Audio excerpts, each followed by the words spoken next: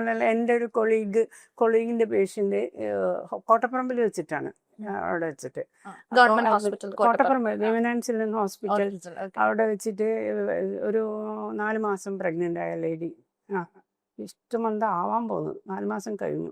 അപ്പോൾ severe abdominal pain നമ്മൾ വീട്ടിൽ വെച്ച് പ്രസവിക്കുന്നതും ഇതും തമ്മിൽ ഒരിക്കലും കമ്പയർ ചെയ്യാൻ പറ്റില്ല. ഒരു 5ാമത്തെ ഡെലിവറിയിൽ ഡെത്തായി എന്ന് ഇത്തവണ കേട്ടിരുന്നു. ഡെലിവറി കഴിഞ്ഞ് കുഞ്ഞ് ഇത് ഭയങ്കര ശ്വാസം മുട്ടലായിട്ട് തന്നെ ബേബീനെ അഡ്മിറ്റ് ചെയ്തു എന്നൊക്കെയാണ് കേട്ടത്. പക്ഷെ ആഫ്റ്റർ ബേബിയും പോയി എന്നാണ്. ചിലർ നെയ്യ് കുറെ കഴിച്ചിട്ടുണ്ടെങ്കിൽ നന്നായിട്ട് ഡെലിവറി ആവുമെന്ന് പറയണേക്കാം. ഗവൺമെന്റ് ഹോസ്പിറ്റൽസിൽ ഒരു കൺട്രോൾ ചെയ്യാതെ പേഷ്യൻസ് വരും. Hello everyone, welcome to timeline conversation. ഇന്ന് നമ്മുടെ കൂടെയുള്ളത് 40 വർഷങ്ങളായിട്ട് ഗൈനക്കോളജിയിൽ സ്പെഷ്യലൈസ് ചെയ്തിട്ടുള്ള ഇപ്പോൾ മേട്രിയ ഹോസ്പിറ്റലിൽ സീനിയർ കൺസൾട്ടന്റ് ആയി പ്രവർത്തിക്കുന്ന സുകേഷ് ദേവു മാം ആണ്. Welcome to timeline conversation. Anyway ma'am, let me start with that one news. ഇപ്പോൾ വീട്ടിലെ പ്രസവം എന്ന് പറയുന്നത് ഭയങ്കര വലിയ ഡിബേറ്റ് ആയിട്ട് കൊണ്ടിരിക്കുന്ന ഒരു സമയമാണ്. അപ്പം ആ ഒരു കോൺട്രവേഴ്ഷ്യൽ ടോപ്പിക് മാം എങ്ങനെയാണ് നോക്കിക്കാണുന്നത്? ശരിക്കും നമ്മൾ പറയുകയാണെങ്കിൽ വീട്ടിലെ പ്രസവം പലരുടെയും വ്യൂവിൽ അത് നന്നായി തോന്നുന്നുണ്ടാവാം. പക്ഷെ ശരിക്കും ചിന്തിക്കുകയാണെങ്കിൽ അത് ഒരു റിസ്ക് കാര്യമാണ്. മീഡിയയിലൊക്കെ അതിനെപ്പറ്റി കുറേ പേര് പുകഴ്ത്തി പറയുന്നുണ്ടാവും. നമ്മുടെ സ്വന്തം വീട്ടിലെ സ്വന്തം അറ്റ്മോസ്ഫിയറിൽ ഒരു വിഷമമില്ലാതെ നോർമലായി പ്രസവിക്കുന്നത് വളരെ സുഖകരമായ ഒരു കാര്യമാണെന്നാണ് പലരും വിശ്വസിക്കുന്നത്. പക്ഷേ അതിന് വേറൊരു മറുവശമുണ്ട്. ഈ പ്രസവത്തിൽ പല റിസ്ക്കും ഉണ്ടാവാം. അതായത് ബ്ലീഡിങ്ങോ അല്ലെങ്കിൽ കുട്ടിയുടെ ശ്വാസം നിന്ന് പോവുകയോ അങ്ങനെ എന്ത് പ്രോബ്ലം വേണമെങ്കിലും ഈ നോർമൽ ഡെലിവറിയിൽ എപ്പോൾ വേണമെങ്കിലും ഉണ്ടാവാം. അതായത് ശരിയായ ഇതിലല്ലായിരിക്കും ചിലപ്പോൾ പോണത്. അവർ നോർമൽ എന്ന് വിചാരിക്കുന്നത് വേണമെങ്കിൽ സിസേറിയൻ ആക്കാൻ ശ്രമിക്കും ഹോസ്പിറ്റലുകാർ എന്നൊക്കെ പല ചിന്തയുള്ളത് കൊണ്ടായിരിക്കാം അവരിങ്ങനെയൊക്കെ ചെയ്യുന്നത്. പക്ഷെ അതിൽ മറഞ്ഞിരിക്കുന്ന ആ റിസ്ക് നമ്മളെപ്പോഴും കണക്കിലെടുക്കണം. ഒരു സേഫ് ഡെലിവറി എന്ന് പറഞ്ഞാൽ നമ്മളെപ്പോഴും ഒരു ഹെൽത്ത് കെയർ പ്രൊവൈഡർ ഉണ്ടാവണം. ഇപ്പം ഒരു RTIന്റെ റെസ്പോൺസ് പ്രകാരം 2019 മുതൽ 2024 വരെയുള്ള കാലഘട്ടത്തിൽ നമ്മുടെ കേരളത്തിൽ തന്നെ 2239 ഈ ഹോം ഡെലിവറി നടന്നിട്ടുണ്ട് വീട്ടിൽ. അതിൽ മലപ്പുറത്ത് തന്നെ 1000-ലധികമാണ്. 7 നിയോനീറ്റൽ അതുപോലെ സംഭവങ്ങൾ അവിടെ സംഭവിച്ചു, ഡെത്ത് സംഭവിച്ചു. അപ്പം ഇത് അതായത് ഒരു അവയർനെസ്, ഒരു ഇൻസ്റ്റിറ്റ്യൂഷണൽ ഡെലിവറിക്ക് വേണ്ട അവയർനെസ്സിന് പകരം പലരും പലതും അറിഞ്ഞും കണ്ടും നമ്മൾ പണ്ട് ചെയ്ത കാലത്തേക്ക് തന്നെ മടങ്ങി പോവാണ്. അത് എന്തുകൊണ്ടായിരിക്കാം? എന്ത് ഇൻഫ്ലുവൻസിൽ പെട്ടിട്ടായിരിക്കാം അങ്ങനെ സംഭവിക്കുന്നത്? എനിക്ക് തോന്നുന്നത് ചില മീഡിയാസ് അവരെ ഇൻഫ്ലുവൻസ് ചെയ്യുന്നുണ്ടായിരിക്കും. പിന്നെ അവർക്ക് പരിചയമുള്ളവർ ചിലപ്പോൾ നോർമൽ ഡെലിവറി വീട്ടിൽ നടന്നിട്ട് ഒരു കുഴപ്പമില്ലാണ്ട് ഡെലിവറി ആയിട്ടുണ്ട് എന്നൊക്കെ പറഞ്ഞ് ഇവർ തമ്മിലുള്ള സംഭാഷണത്തിൽ ഇതൊക്കെ പറയുന്നുണ്ടാവും. ചിലപ്പോൾ മറ്റവരെയൊക്കെ ഇത് ചെയ്ത് വളരെ നന്നായിരിക്കുന്നു എന്നുള്ള ഒരു ആറ്റിറ്റ്യൂഡായിരിക്കാം. ഒരു കുഴപ്പമില്ലാണ്ട് നമുക്ക് ഡെലിവറി ചെയ്യാമെന്ന് അവർ കോൺഫിഡൻസ് കൊടുക്കുന്നുണ്ടാവും ചിലർ. ഇങ്ങനെ പ്രസവിച്ചവർ തന്നെ തമ്മിൽ സംസാരിച്ചിട്ടും ഒരു എംപവർമെൻറ്റ്, ഒരു ഉറപ്പ് ഇതൊക്കെ കൊടുക്കുന്നത് കൊണ്ട് അവർ ഈ ലേഡീസ് അപ്പോൾ വിചാരിക്കുന്നുണ്ടാവും കുഴപ്പമില്ല, നമുക്കും പരീക്ഷിച്ച് നോക്കാവുന്നതാണ്. അതെ, ഇൻസ്റ്റിറ്റ്യൂഷനിൽ പോകണമെന്ന് നിർബന്ധമില്ല എന്ന് അവർക്ക് തോന്നുന്നുണ്ടാവും. പക്ഷേ ഇറ്റ്സ് ലാക്ക് ഓഫ് നമ്മൾ തന്നെ നമ്മൾ ഇവർക്ക് ക്ലാസ് കൊടുക്കണം, കമ്മ്യൂണിറ്റി ക്ലാസ്സസ് കൊടുക്കണം. ഗവൺമെൻറ് തന്നെ ഇതിന് മുന്നിട്ട് ഇറങ്ങി ഇത് അത്ര ശരിയല്ല എന്നുള്ള ഒരു ഇതിൽ ഗവൺമെൻറ് പോളിസീസ് ഏർപ്പെടുത്തണം. ഗവൺമെൻറ് പോളിസി അനുസരിച്ച് നല്ല ഒരു ഹോസ്പിറ്റൽ അവൈലബിലിറ്റി വേണം. ഇവർക്ക് അങ്ങോട്ട് കൊണ്ടുപോകാനുള്ള അവരെ ട്രാൻസ്പോർട്ടേഷനുള്ള സൗകര്യം വേണം. അധികം കോസ്റ്റ് ആവരുത്.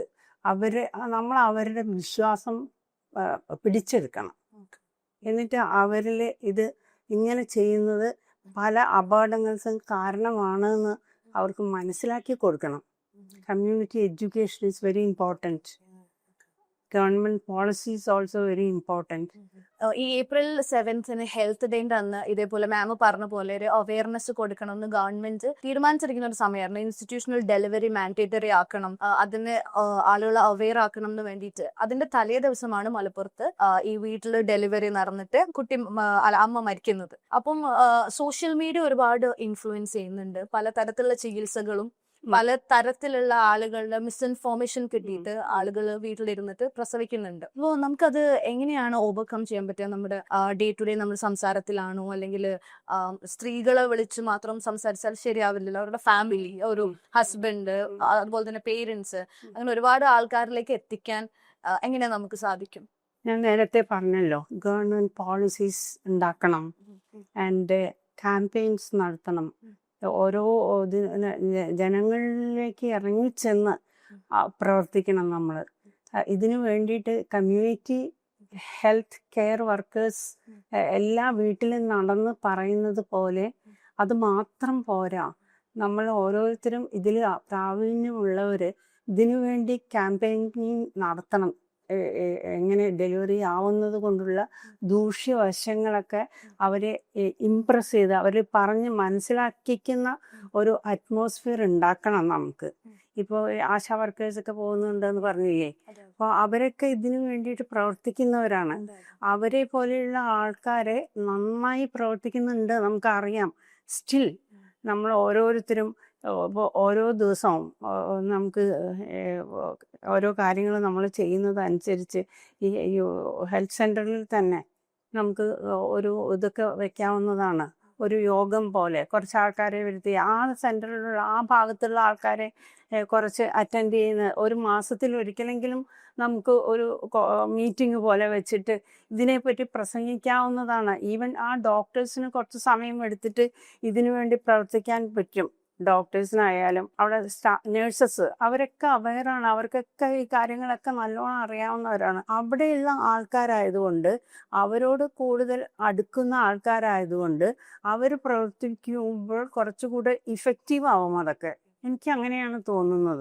നമ്മൾ ഈ സോഷ്യൽ മീഡിയയിൽ കാണുന്ന വീഡിയോസ് മാത്രമല്ല, ഒരു ഡോക്ടറെ കൺസൾട്ട് ചെയ്യാതെ ഒരിക്കലും നമ്മൾ ഒരു തീരുമാനം എടുക്കരുത്, especially when it comes to health, അല്ലേ? അതെ, തീർച്ചയായിട്ടും. പക്ഷെ ഇപ്പോഴത്തെ ആൾക്കാരെ എനിക്ക് തോന്നുന്നു കൂടുതൽ അവെയറാണ്. മെയിൻലി ടൗണിലുള്ള ആൾക്കാർ മാത്രമല്ല, റൂറൽ ഏരിയാസിലും അവർക്ക് അറിയാം. ഇപ്പോഴത്തെ കുട്ടികൾ കുറെ കൂടെ എന്താ പറയേണ്ടത്, വെൽ ഇൻഫോംഡ് ആണ് കാര്യങ്ങളെ പറ്റിയിട്ട്. ഈ മീഡിയാസൊക്കെ അതും വേറെ ഓരോ കാര്യങ്ങളും ഇപ്പം കൂടുതലായിട്ട് നമുക്ക് അവൈലബിൾ ആണ്. ടി വി തന്നെ നോക്കൂ, എന്തൊക്കെ കാര്യങ്ങൾ രാവിലെ മുതൽ ടി വി വെച്ചിട്ടുണ്ടെങ്കിൽ ഇതിൽ പറയുന്ന പല കാര്യങ്ങളും നമുക്ക് വളരെ യൂസ്ഫുൾ ആയിട്ടുള്ള കാര്യങ്ങളാണ്.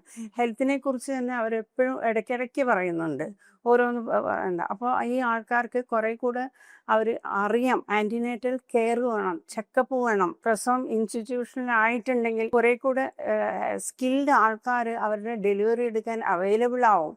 അവർക്ക് അത് മാത്രമല്ല, ഇൻസ്ട്രുമെൻറ്റ്സ്, എന്തെങ്കിലും ആവശ്യമുള്ള ഇൻസ്ട്രുമെൻറ്റ്സ് ഒക്കെ വേണമെങ്കിൽ അതൊക്കെ ഈ ഹോസ്പിറ്റലിൽ ഉണ്ടാവുമല്ലോ.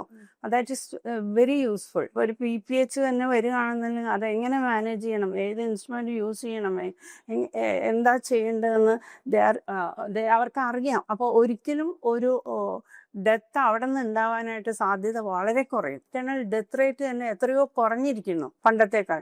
പറയുന്ന ഒരു കാര്യം എന്ന് പറയുന്നത്, പണ്ട് ഇപ്പൊ എല്ലാവരും വീട്ടിലാണല്ലോ പ്രസവിച്ചത്, പിന്നെ ഇപ്പൊ നമുക്കും പ്രസവിക്കാലോ എന്നാണ്. പക്ഷെ ഒരു 100 ആൾക്കാർ പ്രസവിക്കുന്നുണ്ടെങ്കിൽ അതിൽ ഒരു 5 പേര് മരിക്കുന്നത് ആരും ചിന്തിക്കുന്നില്ല എന്ന് തോന്നുന്നു. ഇപ്പൊ പണ്ട് എനിക്ക് തോന്നുന്നു ഈ ന്യൂസൊക്കെ സ്പ്രെഡ് ചെയ്യുന്നത് വളരെ സ്ലോയിലാണ്. അവർക്ക് ഒരാൾ മരിച്ചാൽ അവരറിയുന്നില്ല എന്താ സംഭവിച്ചതെന്ന്, എന്ത് സംഭവിക്കുന്നു ഒന്നും അറിയുന്നില്ല. ഇപ്പം അങ്ങനെയല്ല, പെട്ടെന്ന് നമുക്ക് മനസ്സിലാവും. ഇപ്പം കണ്ടില്ലേ, കാശ്മീരിൽ ആക്രമണം ഉണ്ടായത് എല്ലാവരും നാടിൻ്റെ നാനാഭാഗത്തും പെട്ടെന്ന് അറിഞ്ഞില്ലേ? പണ്ടാണെങ്കിൽ അത് അറിയില്ല. അതേപോലെ തന്നെ എല്ലാ കാര്യങ്ങളും പണ്ട് നടന്നതൊന്നും ആരും അങ്ങോട്ടും ഇങ്ങോട്ടും അറിയാനായിട്ട് വെറുതെ വാമൊഴി അങ്ങോട്ടും ഇങ്ങോട്ടും പറഞ്ഞ് ഒക്കെയാണ് പലരും അറിയുന്നത്. ഇന്ന് അങ്ങനെയല്ല. Media has developed a lot. മേട്രിയയിലേക്ക് വരുമ്പോൾ മാം എത്ര കാലമായി ഇപ്പൊ മേട്രിയയിൽ വർക്ക് ചെയ്യുന്നത്? 2011 ജാനുവരി 17 അപ്പം ഈ മേട്രിയയിലും അതായത് ഈ പ്രസവത്തിന് വരുന്ന ഇപ്പത്തെ ജനറേഷൻ പണ്ടത്തെ ജനറേഷൻ മാം 2 ജനറേഷനും കണ്ടിട്ടുള്ള ആൾക്കാരാണ്. അപ്പൊ പണ്ടത്തെ ജനറേഷൻ ഇപ്പത്തെ ജനറേഷൻ തമ്മിലുള്ള ഏറ്റവും വളരെ വലിയൊരു വ്യത്യാസം എന്തായിരിക്കും? കുറെ കൂടെ യങ് ആയവരായിരുന്നു മുമ്പ് വന്നിരുന്നത്. അവർക്ക് പിന്നെ ഒന്നും അറിയില്ല. നമ്മൾ പറഞ്ഞു കൊടുത്ത പോലെ ഇങ്ങനെ ചെയ്യണം അങ്ങനെ ചെയ്യണം എന്നൊക്കെ പറഞ്ഞു കൊടുത്തിട്ടുണ്ടെങ്കിൽ അവർ ഒന്നും തിരിച്ചു ചോദിക്കില്ല. അവര് നോ ക്വസ്റ്റ്യൻസ് ബാക്കിലേ. ഞാൻ അങ്ങനെയാണ്, എനിക്ക് അങ്ങനെയാണ് തോന്നിയിട്ടുള്ളത്. അതെ, ഇറ്റ്സ് എ ഗുഡ് തിങ്. ഇപ്പോൾ 3rd month NT സ്കാൻ ചെയ്യണം, അത് അവർക്ക് അറിയാം. NT സ്കാൻ ചെയ്യണം, അത് മസ്റ്റാണെന്ന് അറിയാം. അത് കൂടാതെ ഡബിൾ മാർക്കർ ചെയ്യണം. പണ്ടൊന്നും ഡബിൾ മാർക്കർ ചെയ്യണമെന്ന് പറഞ്ഞാൽ ചെയ്യോ ഇല്ലയോ, ചിലപ്പോൾ അവർക്ക് മറന്നു പോകാം, ചിലപ്പോൾ അവര് ചെയ്യാതെ ഇരിക്കാം, ചിലപ്പോൾ അത് വേണോ എന്നുള്ളൊരു ഇതില്. പക്ഷെ ഇവർക്കറിയാം ഡബിൾ മാർക്കർ ചെയ്യണം. അത് 30 or above ആണെങ്കിൽ വേറെ ടെസ്റ്റാണ് ചെയ്യേണ്ടത് ഒക്കെ അവർക്കറിയാം. അപ്പോൾ അതാണ് ഒരു അഡ്വാൻറ്റേജ്. അതാണ് കേട്ടോ, നമ്മൾ പറഞ്ഞു കൊടുക്കുന്ന വേഗം ഗ്രാസ്പ് ചെയ്യും അവര്, അതേപോലെ ചെയ്യുകയും ചെയ്യും മിക്കവാറും. ഹെൽത്ത് കണ്ടീഷൻസ് വരുമ്പോഴോ കോംപ്ലിക്കേഷൻസ് വരുന്നത് കൂടുതലാണ്. ഈ കുറച്ചുകൂടെ എൽഡർലി ആൾക്കാരായി വരുന്നത് കൊണ്ട് പലരിലും കുറച്ച് കോംപ്ലിക്കേഷൻസ് കൂടുതലുണ്ട്.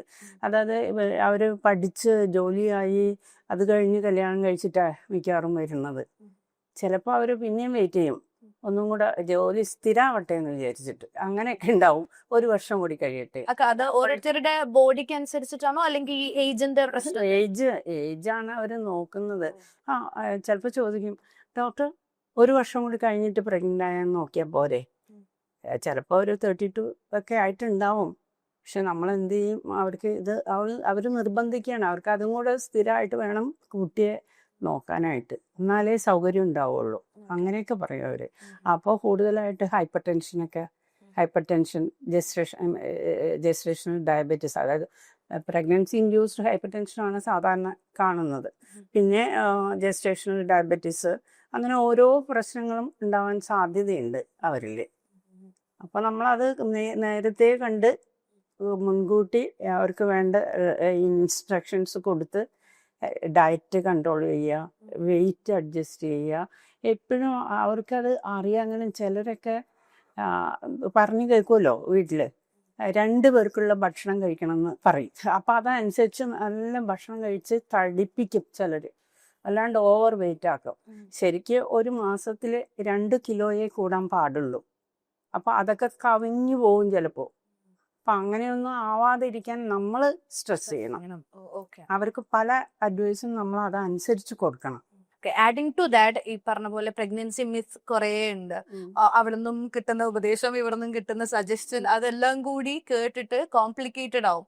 അപ്പം അങ്ങനെയുള്ള മിത്തൊക്കെ എങ്ങനെയാണ് ബസ്റ്റ് ചെയ്യുക? നമ്മള് ശരിക്കും ഒരു ഹോസ്പിറ്റലിൽ വന്ന് ഡോക്ടറെ കൺസൾട്ട് ചെയ്ത് അവര് മാത്രം പറയുന്നത് കേൾക്കുന്നതാണോ ഏറ്റവും നല്ലത്? അല്ലെങ്കിൽ ഈ അഡ്വൈസ് ഒക്കെ നമ്മള് ഐ ഡോണ്ട് തിങ്ക് ആ അഡ്വൈസ് എല്ലാം ശരിയാണെന്ന് എനിക്ക് ഒരിക്കലും തോന്നിയിട്ടില്ല. ഇപ്പോൾ വീട്ടിലൊക്കെ അവർ പറയുന്നത് എന്താ, ചിലപ്പോൾ ചില എക്സസൈസ് ഒക്കെ ചെയ്താൽ വേഗം ഡെലിവറി ആവും, അങ്ങനെ പറയും. ചില ഫുഡ് മാത്രം കഴിച്ചിട്ടുണ്ടെങ്കിൽ വേഗം ഡെലിവറി ആവും. അങ്ങനെയൊന്നും മദറിൻ്റെ അസുഖങ്ങൾ വെച്ചിട്ട്, മദറിൻ്റെ പെൽവിസിൻ്റെ പ്രശ്നങ്ങൾ വെച്ചിട്ട്, ബേബിയുടെ വെയിറ്റ്, ബേബിയുടെ കോംപ്ലിക്കേഷൻസ്, അതായത് ജനിക്കുമ്പോഴുള്ള വൈകല്യങ്ങൾ വരെ ഇതിൽ പെടും. നമ്മൾ മാനേജ് ചെയ്യുന്നതിൽ, പ്രസവം എടുക്കുന്നതിൽ. അപ്പം നമ്മൾ ഒരു കാര്യം ചെയ്തുകൊണ്ട് അത് ഡെലിവറി ആവുമെന്ന് വിചാരിക്കണ്ട. ചിലർ നെയ്യ് കുറേ കഴിച്ചിട്ടുണ്ടെങ്കിൽ നന്നായിട്ട് ഡെലിവറി ആവുമെന്ന് പറയണേക്കാം. അതൊക്കെ തെറ്റായ കാര്യങ്ങളാണ്. നമ്മളത് പറഞ്ഞ് മനസ്സിലാക്കി കൊടുക്കണം അവർക്ക്. അതെ, ഇപ്പം ഈ പറയുന്ന പോലെ യൂട്യൂബും അതും കണ്ടിട്ടും അതല്ലാതെ വീട്ടിൽ നിന്നും കിട്ടുന്ന കാര്യങ്ങളും ഒക്കെ. എപ്പോഴും ഒരു ഡോക്ടറെ ഡോക്ടർ എന്ന് പറഞ്ഞാല് നമുക്കറിയാലോ, ഡോക്ടർ ഇതൊക്കെ പഠിച്ചിട്ടാ വരുന്നത്. മറ്റവരൊക്കെ വെറുതെ ഒരു പറച്ചിലാണ്. ചിലപ്പോൾ ശരിയാവില്ല.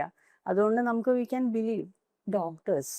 ഡെലിവറി ഇപ്പൊ ഇത്രയും കാലത്തിനടുക്ക് മാമിന് ഒരിക്കലും മറക്കാൻ പറ്റാത്ത ഒരു എക്സ്പീരിയൻസ് ഉണ്ടായിട്ടുണ്ടോ? ഈ ഒരു ഇത്രയും ഡെലിവറി എടുത്തു, ഇത്രയും ആളുകളെ കണ്ടു, ഒരു you are giving life to ഒരു സമ്മൺ എൽസ്. അപ്പം ആ ഒരു കാര്യം മാമിന് ഏതെങ്കിലും ഒരു ഓർമ്മയുണ്ടോ, എന്തെങ്കിലും ഒരു ഇൻസിഡന്റ് ഉണ്ടായി? ഒരു ഇൻസിഡന്റ് എന്ന് പറയാനല്ല, കുറേ ഇൻസിഡൻസ് ഉണ്ട്. ഇപ്പൊ ഏത് പറയണം എന്ന് എനിക്ക് അറിയില്ല. ഓരോ ഡെലിവറി എടുത്ത് കഴിഞ്ഞിട്ടുള്ള പോസ്റ്റ്മോർട്ടം ബ്ലീഡിങ്, അവരൊക്കെ ആ ഡെലിവറി കഴിഞ്ഞ ഉടനെ തന്നെ ചിലപ്പോൾ ഭയങ്കര ബ്ലീഡിങ് ആയിരിക്കും, പിടിച്ചാൽ കിട്ടില്ല. അങ്ങനത്തെ ഓരോ ബ്ലീഡിങ്ങും കുഴപ്പങ്ങളും ഒക്കെ ഉണ്ടായിട്ട് അതൊക്കെ നമ്മൾ മാക്സിമം ട്രൈ ചെയ്ത് അത് നിർത്തിയിട്ടുണ്ട്. അതിനൊക്കെ ഓരോ ഇൻസ്ട്രുമെന്റ്സും ഉണ്ട്, വേറെ ഓരോ ടാബ്ലറ്റ്സും എല്ലാം ഉണ്ട്. അതനുസരിച്ച് നമ്മൾ പോവുകയാണെങ്കിൽ നമുക്ക് we can save the lives of most of the people. അതിപ്പോ ഈ പോസ്റ്റ്മോർട്ടം ഡിപ്രഷൻ എന്ന് പറയുന്നത് ഇപ്പൊ വലിയ രീതിയിൽ ഡിസ്കഷൻ നടക്കുന്നുണ്ട്. പണ്ട് ഒരുപാട് ആൾക്കാർക്ക് അതുണ്ട്, പക്ഷെ അത് എന്താന്ന് അറിയുന്നില്ല. അപ്പം അതുകൊണ്ട് തന്നെ പലതരം ബുദ്ധിമുട്ടുണ്ട്. ഇന്ന് ആളുകൾക്കറിയാം ഇത് പോസ്റ്റ്മോർട്ടം അത് നേരെ വേഗം ഡയഗ്നോസ് ചെയ്ത് ട്രീറ്റ് ചെയ്തിട്ടുണ്ടെങ്കിൽ നമുക്ക് ഭയങ്കര നല്ലൊരു ഡെലിവറി നമ്മൾ ടൈം കൊടുക്കണം അല്ലെ, അമ്മക്കും കുട്ടിക്കും കുറച്ച് ടൈം. അപ്പോൾ നമ്മൾ കണ്ടുപിടിക്കാൻ പറ്റും നമുക്ക്. അതിന് തന്നെ കുട്ടീനെ ചിലപ്പോൾ നോക്കില്ല, പാല് കൊടുക്കില്ല, അങ്ങനെയൊക്കെ നമുക്ക് അപ്പം അറിയാം ഓരോ പ്രശ്നങ്ങളാണെന്ന്. അതനുസരിച്ച് നമ്മൾ അപ്പം വേഗം ട്രീറ്റ്മെൻറ്റ്, സൈക്കോളജിസ്റ്റ് കൺസൾട്ടേഷനൊക്കെ വെച്ചിട്ടുണ്ടെങ്കിൽ ഒക്കെ റെഡിയായി വരും, ഒരു പ്രശ്നമില്ല. നേരത്തെ പറഞ്ഞില്ലേ ലാപ്രോസ്കോപ്പിൻ്റെ കാര്യം. Laparoscope even though I am not following നല്ലൊരു കാര്യമാണ്. പല കാര്യങ്ങൾ ഡെലിവറിയിലല്ലാതെ തന്നെ എന്തൊക്കെ പ്രോബ്ലംസ് നമുക്ക് ഉണ്ടാവും, അതൊക്കെ ചെറിയ മിനിമം ഇൻസിഷൻ ഇട്ടിട്ട്, ചെറിയ മിനിമലി ആക്സസിബിൾ ഇൻസിഷൻ ഇട്ടിട്ട് അതുകൊണ്ട് അതിൽ കൂടെ നമുക്ക് പലതും റിമൂവ് ചെയ്യാൻ പറ്റും. ഫോർ എക്സാമ്പിൾ ഫൈബ്രോയിഡ്സ്, ചില എൻഡോമെട്രിയോട്ടിക് വലിയ ഡെപ്പോസിറ്റ്സ് പോലെ ഉള്ളതൊക്കെ, പല കാര്യങ്ങളും അതൊക്കെ നമുക്ക് റിമൂവ് ചെയ്യാനും. ചെറിയ ഇൻസിഷൻ ആയതുകൊണ്ട് വേഗം ഉണങ്ങും, പെയിൻ കുറവായിരിക്കും, അങ്ങനെയൊക്കെ പല അഡ്വാൻറ്റേജസും ഉണ്ട് കേട്ടോ. ഇപ്പൊ റോബോട്ടിക് സർജറിയും കൂടി ഉണ്ട്. അത്ര വി ആർ അഡ്വാൻസിങ്. എത്ര വേഗമാണ് ഇതൊക്കെ നമ്മൾ കണ്ടുപിടിച്ച് മുന്നോട്ട് പോകുന്നത്. നമ്മൾ അതിശയിച്ച് പോകും, പണ്ടത്തെക്കാളൊക്കെ എത്രയോ മുന്നിലെത്തിപ്പോയി. അപ്പൊ അതിപ്പം ഈ PCOD അതുപോലെയുള്ള ഓരോ കണ്ടീഷൻ അല്ലെങ്കിൽ ഓരോ അസുഖങ്ങൾ വരുമ്പം കൂടുതലായി കേൾക്കുന്നുണ്ട് PCOD അങ്ങനെയുള്ള. Because of the lifestyle മാറുന്നോണ്ടുള്ളതാണെന്നാണ് പറഞ്ഞു വരുന്നത്. ബിക്കോസ് ഇപ്പോഴൊക്കെ നമ്മൾ പെട്ടെന്ന് ഉടനെ തന്നെ ഫുഡിൻ്റെ കാര്യങ്ങളൊക്കെ ഈ നമ്മൾ കഴിക്കുന്നതൊക്കെ പണ്ടത്തെ ആൾക്കാർ, എനിക്ക് പണ്ടേ തന്നെ ആലോചിച്ചിട്ടുണ്ടെങ്കിൽ നെല്ല് കുത്തി അരിയാക്കി ചോറ് വെച്ച് കഴിച്ച ആൾക്കാരാണ് പണ്ടുണ്ടായിരുന്നവര്.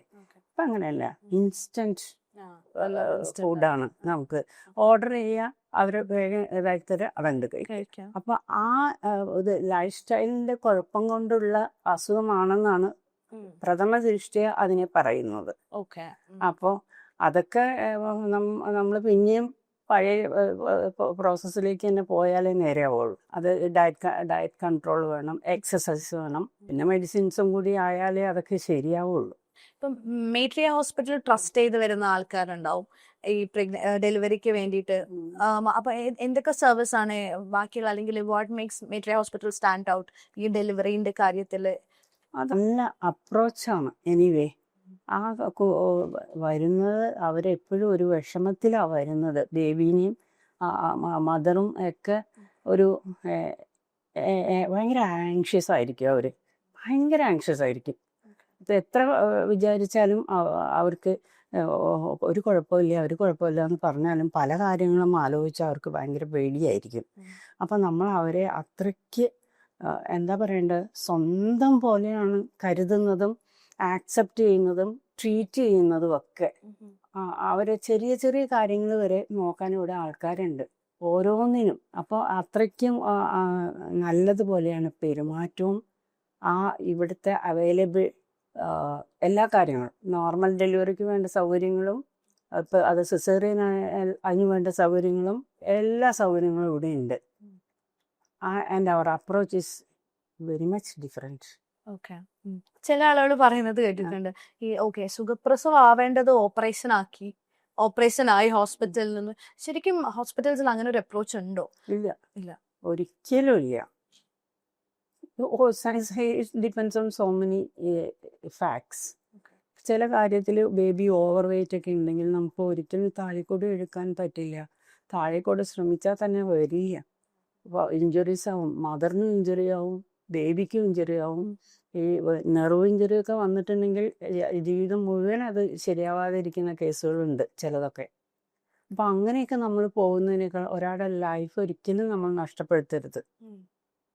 അതിനൊക്കെ ആ സിസേറിയൻ അല്ലാണ്ട് വേറെ വഴിയില്ല. അത് കൂടാതെ ഭയങ്കര BP ഉള്ള കേസുകൾ, ചിലത് അങ്ങനത്തെ ഓരോ റീസണുള്ള കേസിനെ നമ്മൾ സിസേറിയൻ ചെയ്യുള്ളൂ, ഒരിക്കലും അല്ലാതെ ചെയ്യില്ല. ഓക്കെ. ഇപ്പോൾ ഈ അടുത്ത് തന്നെ ഒരു വീട്ടില് ഡെലിവറി നടന്നിട്ട് ഒരു ബർത്ത് സർട്ടിഫിക്കറ്റ് കിട്ടാതെ കോംപ്ലിക്കേഷൻ ഉണ്ടായി. അതുപോലെ തന്നെ ചില കാര്യങ്ങളൊക്കെ ഇപ്പം മീഡിയയിൽ വന്നിട്ടുണ്ടായിരുന്നല്ലോ. അപ്പം അതുപോലെ ആളുകൾ അറിയാതെ, അതായത് ഹോസ്പിറ്റലുകാർ അറിയാതെ, ഗവൺമെന്റ് അറിയാതെയാണ് പല കാര്യങ്ങളും നടക്കുന്നത്. ഈ പറയുന്ന മാം പറഞ്ഞല്ലോ, ആശാ വർക്കേഴ്സ് ഒക്കെ ഡെയിലി വീട്ടിൽ വന്ന് ചോദിക്കുന്നവരുണ്ട്, ഇവിടെ എത്ര പ്രഗ്നന്റ് വിമൻ ഉണ്ട്, എത്ര ആൾക്കാരുണ്ട്, എത്ര മന്ത് ആയി എന്നൊക്കെ. ബട്ട് എന്നിട്ടും നമ്മള് ഇതെന്നെ ആവർത്തിച്ചുകൊണ്ടിരിക്കുകയാണ്. അപ്പം ശരിക്കും ഒരു റൂള് മാൻഡേറ്ററി ആയിട്ട് വരണമെന്നുണ്ടോ? വീട്ടിലൊരു പ്രസവം നടത്തരുത്, അങ്ങനെ മാമിന് തോന്നുന്നുണ്ടോ? ഇൻസ്റ്റിറ്റ്യൂഷണൽ ഡെലിവറി തന്നെ ഗവൺമെന്റ് മാൻഡേറ്ററി ആക്കണം, അങ്ങനെയുള്ള ഒരു റൂള് വന്നാൽ നന്നായിരിക്കും എന്ന് തോന്നുന്നു. As far as I am concerned, എനിക്ക് അത് തന്നെയാണ് ഇഷ്ടം. ഒരു കുഞ്ഞിനോ അമ്മയ്ക്കോ ഒരു കുഴപ്പവും ഉണ്ടാവരുത്. അതിന് മാക്സിമം നമ്മൾ ട്രൈ ചെയ്യുക. ഗവൺമെന്റ് പോളിസി അങ്ങനെ തന്നെ വേണം. ആളുകൾക്ക് അത് മനസ്സിലാവണം, അവയർനെസ് കൊടുക്കണം. അല്ലാതെ ഈ വേറെ റോങ് ഇൻഫർമേഷൻ, ഓരോ പ്രീച്ച് ചെയ്യുന്ന കാര്യങ്ങളൊക്കെ അങ്ങനെ എല്ലാം ദൈവമരുത്തുന്നതാണെന്ന് വിചാരിച്ചുകൊണ്ടിരിക്കാതെ നമുക്ക് പല കാര്യങ്ങളും ചെയ്യാൻ പറ്റും അതില്. മനുഷ്യന്മാർ 100 ആള് രക്ഷപ്പെടുമ്പോ 5 ആൾക്കാർ അവിടെ മരിക്കുന്നുണ്ട്. അപ്പൊ അത് വലിയൊരു ഫാക്ടർ ആണല്ലോ. അതെ, ഒരിക്കലും അതിനെ അനുവദിക്കരുത്. പ്രഗ്നൻസിന്റെ കാര്യം വരുമ്പം അതൊരു നേച്ചുറൽ ഒരു പ്രോസസ്സാണ്, അതിന് അത്ര വലിയ ഇമ്പോർട്ടൻസ് കൊടുക്കണ്ട എന്നൊക്കെ ചില ആളുകൾ ചിന്തിച്ചത്, അല്ലെങ്കിൽ അത് പറയുന്നതും കേട്ടിട്ടുണ്ട്. അതിപ്പോ എന്താ, നമുക്ക് എവിടെ പോയാലും അല്ലെങ്കിൽ അവരെ ബോഡി കെയർ ചെയ്യാൻ സമ്മതിക്കാതെ വീട്ടിൽ തന്നെ. എത്രത്തോളം നമ്മള് ഫാമിലി സപ്പോർട്ട് ഒരു വുമണിന് ഈ ഒരു കാര്യത്തിൽ വേണം? ബിക്കോസ് അത് കഴിഞ്ഞാൽ ഒരുപാട് ഫിസിക്കൽ ചേഞ്ചസ് ഉണ്ടാവും, ലൈഫ് തന്നെ കംപ്ലീറ്റ്ലി മാറും. അപ്പൊ ഫാമിലി ശരിക്കും ഒരുപാട് ഇമ്പോർട്ടൻസ് കൊടുക്കേണ്ട ഒരു കാര്യമല്ലേ പ്രഗ്നൻസി? തീർച്ചയായിട്ടും വേണ്ടതാണ്. ഫുഡ്, ചിലർ ഫുഡ് തന്നെ കൊടുക്കില്ല, അങ്ങനെ പാടില്ല. നല്ല ട്രീറ്റ്മെന്റ്, ശരിക്കും ആവശ്യത്തിന് ഫുഡ് എന്തായാലും കൊടുക്കണം. പിന്നെ ട്രീറ്റ്മെന്റ്, അതായത് അനീമിയ ഒക്കെ നമ്മുടെ ഇതിൽ കോമൺ ആയിരുന്നു, വളരെ കോമൺ ആയിരുന്നു അനീമിയൊക്കെ. ഇപ്പൊക്കെ പക്ഷെ ഇമ്പ്രൂവ് ചെയ്തിട്ടുണ്ട് കേട്ടോ. ഇപ്പൊ എത്രയോ ബെറ്റർ ആയിട്ടുണ്ട് മെഡിസിൻസ് കഴിക്കുന്നത്. അതൊന്നും ചിലപ്പോ വീട്ടിലെ ജോലി മുഴുവൻ ചെയ്യിപ്പിച്ചിട്ട് അവർക്ക് ഒന്നിനും സമയമില്ലാതെ വിഷമിക്കുന്ന എത്രയോ പ്രഗ്നന്റ് ലേഡീസ് ഉണ്ട്. ഒരു ഹാപ്പി പീരീഡ് ആക്കി മാറ്റി കൊടുക്കും. അതെ, അതിനെ മാറ്റി അവർക്ക് ഒരു കംഫർട്ടബിൾ ആ സമയത്തെ ലൈഫ്, പ്രത്യേകിച്ചും എല്ലാവരും വളരെ സ്നേഹത്തോടെ പെരുമാറി അവർക്ക് വേണ്ട സാധനങ്ങൾ, വേണ്ട ഫുഡും മെഡിസിനും, റെസ്റ്റ് വേണ്ടവർക്ക് റെസ്റ്റ്, അതൊക്കെ കൊടുത്ത് അങ്ങനെ നോക്കേണ്ട ഒരു കണ്ടീഷനാണത്.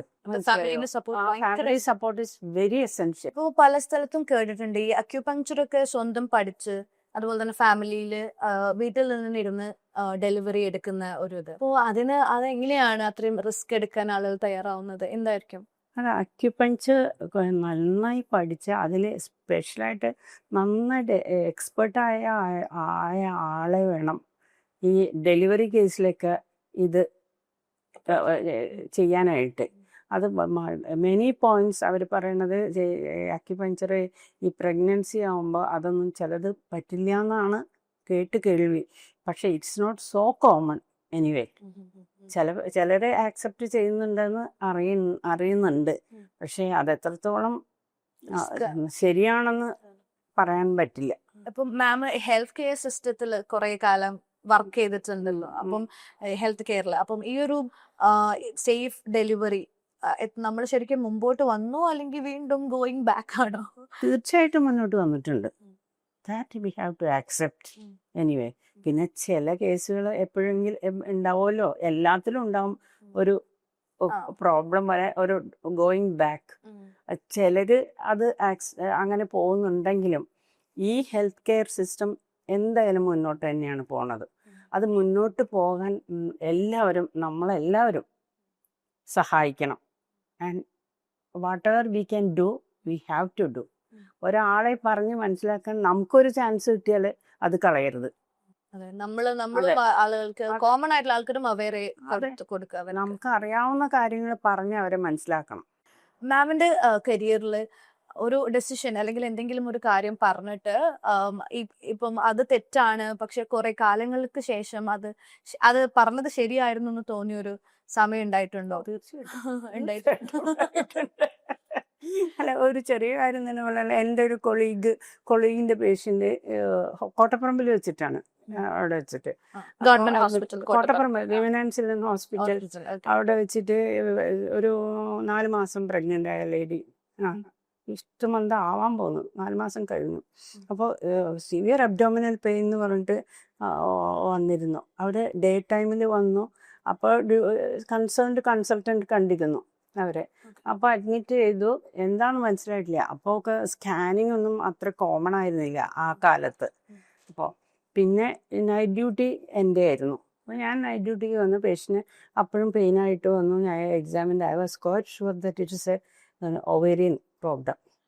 എന്തായാലും ഓവേറിയൻ ഇതായിരിക്കണം എന്ന് എനിക്ക് അപ്പോഴേ തോന്നിയിരുന്നു. ചിലപ്പോൾ റൊട്ടേറ്റ് ചെയ്യും, സിസ്റ്റ് ഉണ്ടെങ്കിൽ അത് ചിലപ്പോൾ റൊട്ടേറ്റ് ചെയ്തിട്ട് സിവിയർ പെയിൻ വരും പേഷ്യൻറ്റിന്. അപ്പോൾ ഞാൻ പറഞ്ഞു, അവരെ വിളിച്ചു, അന്ന് രാത്രി തന്നെ ഞാൻ വിളിച്ചു പറഞ്ഞിരുന്നു, ഇത്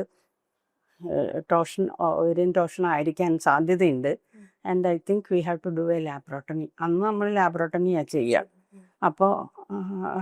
അപ്പോൾ ഷി വാസ് ടെല്ലിങ് മീ, നമ്മൾ തുറന്നു നോക്കുമ്പോൾ ഒന്നുമില്ലെങ്കിൽ എന്താ ചെയ്യുക?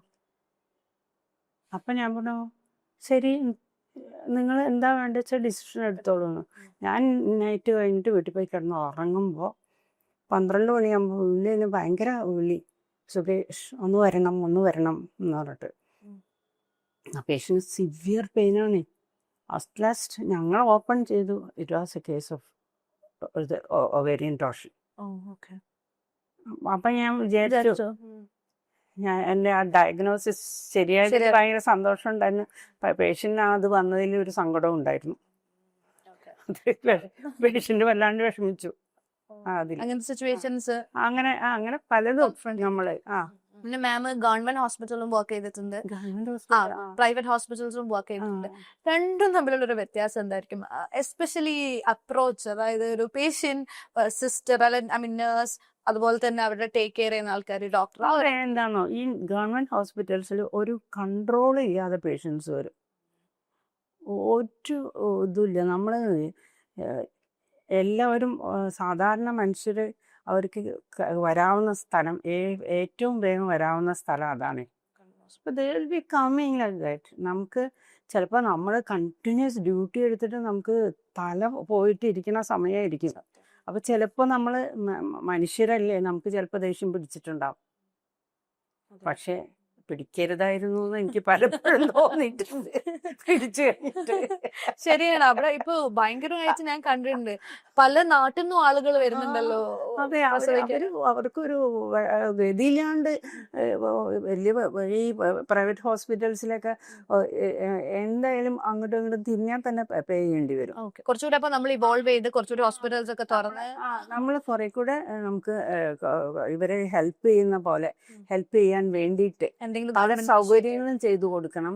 കൂടുതൽ ഡോക്ടേഴ്സ് വേണം. അതിന് അവരെ കിടത്താനുള്ള സ്ഥലം എത്ര പേര് ബെഞ്ചിന്റെ കട്ടിലിന്റെ അടിയിൽ വരാന്തയിലൊക്കെ എപ്പോഴും അങ്ങനെ തന്നെയാണ്. എപ്പോഴും അങ്ങനെയാണ്. അപ്പൊ അങ്ങനെയൊന്നും കിടത്താതെ നമുക്ക് കുറെ കൂടെ സൗകര്യമുള്ള ഹോസ്പിറ്റൽസ്, മെഡിക്കൽ കോളേജിൽ തന്നെ ഇതൊക്കെ ഉണ്ടാവാൻ നല്ല പ്രൊവൈഡ് ചെയ്യുക, ഡോക്ടേഴ്സിന് കൂടുതൽ വയ്ക്കുക. അങ്ങനെ എല്ലാ സൗകര്യങ്ങളും സാമാന്യ മര്യാദ അനുസരിച്ച് എല്ലാ ഈ ഹെൽപ്പ് കിട്ടാനുള്ളത്, ചികിത്സ കിട്ടാനുള്ള സൗകര്യങ്ങൾ ഗവൺമെന്റ് സൈഡിൽ നിന്ന് തന്നെ ഉണ്ടാവണം. പ്രൈവറ്റില് എത്ര ഉണ്ടായാലും അഫോർഡ് ചെയ്യാൻ പറ്റില്ല അവർക്ക്. ഗവൺമെന്റ് ശരിക്കും ഹെൽത്തിന് ഒരു ഭയങ്കര നന്നായിട്ട് ഇമ്പോർട്ടൻസ് കൊടുക്കണം. അവരെ സാധാരണക്കാരെ ജീവിക്കാൻ അനുവദിക്കണം. ഇതിപ്പം ചില ആളുകൾ പ്രസവത്തിന് തന്നെ വരുന്ന ആൾക്കാർ മേ ബി 1 ഇയർ കഴിഞ്ഞിട്ട് അടുത്ത ഇയർ ആകുമ്പോഴത്തേക്കും നെക്സ്റ്റ് കൺസീവ് ചെയ്തിട്ട് വരുന്നുണ്ടാവും. അത് അപ്പം അങ്ങനെ വരുമ്പോൾ മാം എന്ത് അഡ്വൈസ് അല്ലെങ്കിൽ സജഷൻ ഒക്കെ കൊടുക്കാറുള്ളത്? ശരിക്കും നമ്മൾ ഒന്നും പറയില്ല. ഞാൻ വളരെ ശ്രദ്ധിച്ച് അവരെ കുറെ കൂടെ ശ്രദ്ധയോടുകൂടി നോക്കും. അത്രേ ഉള്ളൂ. അത് അവര് ചിലപ്പോ അവർ വിചാരിക്കില്ല, അറിയാതെ പ്രഗ്നന്റ് ആയി പോകും. അതൊക്കെ എന്തിനാ അവരോട് വഴക്ക് പറഞ്ഞിട്ട് കാര്യമുണ്ടോ? ശരിക്കും ബർത്ത് കൺട്രോൾ നമ്മൾ പോണ്ടർ ചെയ്യേണ്ട ഒരു കാര്യമാണോ? പറയും അവരോട്, ബട്ട് ചിലർക്ക് അത് ആക്സെപ്റ്റ് ചെയ്യാൻ കഴിയില്ല. അതുകൊണ്ടാണ് പറ്റാത്തത് കൊണ്ടാണ് അവർക്കതൊന്നും അവർക്ക് ഇഷ്ടം ഉണ്ടാവില്ല. അതാണ് കോപ്പർട്ടി ഇടുക എന്ന് പറഞ്ഞാൽ തന്നെ എത്ര പറഞ്ഞ് മനസ്സിലാക്കിയാലും അയ്യോ അതോ ഈ സാധനം എൻ്റെ ഗർഭപാത്രത്തിന്റെ അകത്തേക്ക് ഇടുകയാണോ എന്നൊക്കെ ചോദിക്കും. അപ്പൊ ആ പേടിയും ഉണ്ടാവും. അതാണ്. പിന്നെ ചില കാര്യങ്ങളില് നിർബന്ധം അവർക്ക് ഉണ്ടാവുമല്ലോ. അങ്ങനെയാണ്. അപ്പോ അവരൊന്നും പറയരുത്. That happens. അതെ, ഓക്കെ. ചൈൽഡ് ബർത്ത് പോലെ തന്നെ ഇമ്പോർട്ടന്റ് ആണല്ലോ പാരന്റിങ്. കുട്ടികളുടെ വളർച്ചക്കനുസരിച്ച് പാരന്റിങ്, നല്ല പാരന്റിങ് കൊടുത്താൽ മാത്രമേ കുട്ടികൾക്കും. അപ്പോൾ നമ്മൾ ഉണ്ടാക്കുന്ന കുട്ടികളെ നന്നായി നോക്കുക എന്നുള്ളത് നമ്മുടെ ഒരു കടമ. അപ്പം അതെ, അപ്പൊ മാം പ്രസവിച്ചു പോകുന്ന ആളുകളോട് പറയാറുണ്ട് ഒരു ടോക്സിക് കൾച്ചർ നിങ്ങളുടെ ഉള്ളിൽ ഉണ്ടാക്കാതെ നല്ല പാരന്റിങ് കൊടുക്കുക എന്നുള്ളത് മാമിന് എന്ത് മെസ്സേജ്? തീർച്ചയായിട്ടും കുട്ടികളെ നന്നായിട്ട് ശ്രദ്ധിക്കണം. അവർക്ക് നിങ്ങൾ 2 വർഷത്തോളം പാല് കൊടുക്കണം, പാല് കുടിപ്പിക്കണം. ആ സമയത്ത് നിങ്ങൾ അയൺ കാൽഷ്യം ഒക്കെ കഴിച്ചുകൊണ്ടിരിക്കണം. അപ്പോൾ അത് ബേബിക്കും നല്ലതാണ്, നിങ്ങൾക്കും നല്ലതാണ്. മിൽക്കിൽ കൂടെ ബേബിക്ക് കിട്ടും, മനസ്സിലായോ? അപ്പോൾ ബേബിനെ നന്നായിട്ട് ശ്രദ്ധിക്കാനും നിങ്ങൾക്ക് കഴിയണം. ഈ 2 ഇയേഴ്സിനകത്ത് കഴിയുന്നതും നിങ്ങൾ പ്രഗ്നൻ്റ് ആവാതെ ശ്രദ്ധിക്കണം. ഇതൊക്കെ പറഞ്ഞു കൊടുത്തിട്ടാണ് ഞാൻ ഓരോ പേഷ്യന്റിനും വിടുക. ഓക്കെ. അങ്ങനെ പറഞ്ഞു കൊടുത്ത് വിട്ടിട്ടുള്ള പേഷ്യൻസ് പിന്നെ എപ്പോഴെങ്കിലും മാമിനെ വിളിച്ചിട്ട് എന്തെങ്കിലും പറയാറുണ്ടോ? എല്ലാവരും വിളിക്കാറുണ്ടോ? ആയി പോയെന്ന് പറയാനുണ്ട്. കമ്മ്യൂണിക്കേറ്റ് ചെയ്യാറുണ്ട്, കോണ്ടാക്ട് ഉണ്ടാവാറുണ്ട്. നമ്പർ കൊടുക്കും. മാം കുറച്ച് എത്രയോ ആൾക്കാർ ഈ കോഴിക്കോട് നോക്കിയിട്ടുണ്ടെങ്കിൽ ഞാൻ എടുത്തതുണ്ടാവും. 10-40 വയസ്സായവരൊക്കെ കാണും. 47 വർഷമായിട്ട് മാം ഈ ഫീൽഡിൽ ഉള്ളതാണ്. അതിനിടയ്ക്ക് കുറച്ച് സൗദിയിൽ പോയിട്ട് 3.5 years only. 3.5 year ആയിട്ട് വർക്ക് ചെയ്തു. അവിടുത്തെ ആളുകളുടെ ഈ പ്രഗ്നൻസി നോക്കി കാണുന്നതും ഇവിടെയും തമ്മിലുള്ള വ്യത്യാസം എന്തായിരിക്കും? അവിടുത്തെ സ്ത്രീകളും they have to deliver. ആണോ? അതൊരു മസ്റ്റാണ് അവർക്ക്. അവർക്ക് എല്ലാ വർഷമായാലും വലിയ കുഴപ്പമൊന്നുമില്ല. പിന്നെ അവര് മിക്കവാറും പോളിഗാമിയാണ്. അതെ. അപ്പോ ഒരു ഭാര്യ വരും, വേറെ ഭാര്യ വരും, അങ്ങനെ കുറെ പ്രസവങ്ങൾ എടുക്കാം. അതിന്റെ കൂടെ ഈ ആൾക്കാരും ഉണ്ടാവുമല്ലോ ഈ ടേക്ക് കെയർ ചെയ്യാൻ വേണ്ടിയിട്ടുള്ള ഹോംനേഴ്സും കാര്യങ്ങളൊക്കെ. Thank you so much ma'am. That was such an insightful conversation. Thanks uh lot. Thank you very much.